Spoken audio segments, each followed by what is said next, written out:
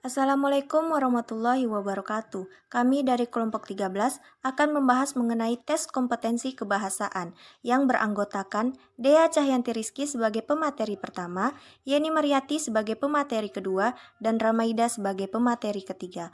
Mata kuliah evaluasi dan teknik pencapaian hasil belajar siswa pendidikan bahasa Indonesia. Dosen pengampu Desi Sukenti SPD MED. Baiklah, berikut adalah pembahasan kami mengenai tes kompetensi kebahasaan. Baiklah, saya Dea Cahyanti Rizky akan menjelaskan materi tentang tes kompetensi kebahasaan. Tes kompetensi kebahasaan merupakan tes yang berkaitan dengan pengajaran bahasa.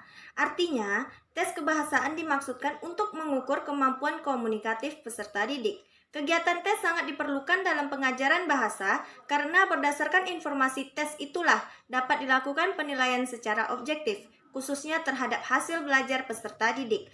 Hal ini juga dapat dimanfaatkan sebagai masukan untuk meningkatkan pengajaran bahasa. Tes yang menyangkut kompetensi kebahasaan secara garis besar dapat dikelompokkan menjadi teks struktur dan kosakata. Struktur dan kosakata merupakan dua aspek kebahasaan yang penting untuk dikuasai karena semua tindak berbahasa pada hakikatnya merupakan pengoperasian kedua aspek tersebut. Syarat melakukan kegiatan berbahasa yaitu penguasaan struktur dan kosakata. Baiklah, saya Yeni Mariati akan melanjutkan tentang pertama tes struktur tata bahasa. Struktur bahasa pada umumnya dibedakan ke dalam morfologi dan sintaksis. Struktur sintaksis merupakan hal yang lebih penting daripada morfologi karena sintaksis merupakan struktur bahasa yang tinggi. Kegramatikalan kalimat akan sangat menentukan apakah suatu penuturan dapat diterima karena bermakna atau sebaliknya ditolak karena tidak bermakna.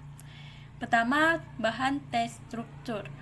Pemilihan bahan harus mewakili bahan yang telah diajarkan atau mencerminkan tujuan tes pengetahuan tentang struktur yang dilakukan.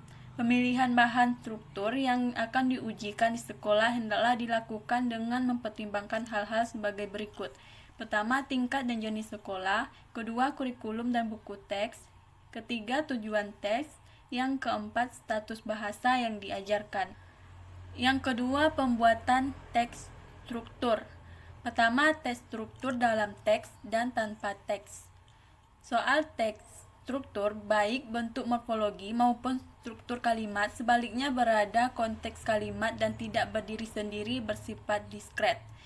Bentuk soal yang dimaksud adalah bentuk pilihan ganda, jadi masih bersifat tradisional. Untuk tes morfologi dan struktur kalimat, misalnya sebagai berikut. Pertama, tes morfologi lewat teks. Kedua, tes struktur kalimat lewat teks. Yang kedua, identifikasi dan pembentulan kesalahan struktur pada teks. Jika pemilihan tes struktur bentuk ini, teks yang harus dibuat singkat. Struktur yang salah atau bentuk kata, kelompok kata atau struktur kalimat harus jelas dan diberi tanda perintah pengerjaan harus jelas. Dan hanya ada satu jawaban benar. Misalnya pilihan jawaban langsung diberikan di bawah bagian teks yang salah. Bentuk yang salah dapat 2 atau 4 buah, dan jika hanya 2 buah, tiap bentuk menampilkan 2 pilihan. Nah, saya Ramaida akan melanjutkan materi selanjutnya yaitu 2. Tes kosakata. Tes kosakata bertujuan untuk mengukur pengetahuan dan produksi kata-kata yang digunakan dalam berbicara dan menulis. Tes kosakata adalah tes yang dimaksudkan mengukur kompetensi peserta didik terhadap kosakata dan bahasa tertentu baik bersifat reseptif dan produktif. 2.1 Bahan tes kosakata. Yang pertama, A. Tingkat dan jenis sekolah. Pembedaan kosakata yang diteskan pada umumnya didasarkan pada buku pelajaran yang dipergunakan untuk masing-masing tingkat dan kelas yang bersangkutan. Lalu yang B, tingkat kesulitan kosakata. Pemilihan kosakata diteskan hendaknya juga mempertimbangkan tingkat kesulitannya, tidak terlalu mudah atau tidak terlalu sulit, atau butir-butir tes kosakata yang tingkat kesulitannya layak. Lalu yang C, tes kosakata pasif dan aktif. Antara kosakata pasif dan aktif ada perbedaan yang bersifat kualitatif karena ada kata-kata yang hanya perlu dikenal atau dipahami saja dan tidak perlu digunakan. Lalu yang D, kosakata umum, khusus, dan ungkapan. Kosakata umum adalah kosakata yang ada dalam suatu bahasa yang bukan merupakan istilah-istilah teknik atau kosakata khusus yang dijumpai dalam berbagai bidang keilmuan. Lalu 2.2 pembuatan tes kosakata. Yang A, tes kosakata pemahaman kosakata dalam konteks. Kosakata dari wacana yang diuji dalam dapat berwujud sebuah kata atau istilah yang kelompok kita.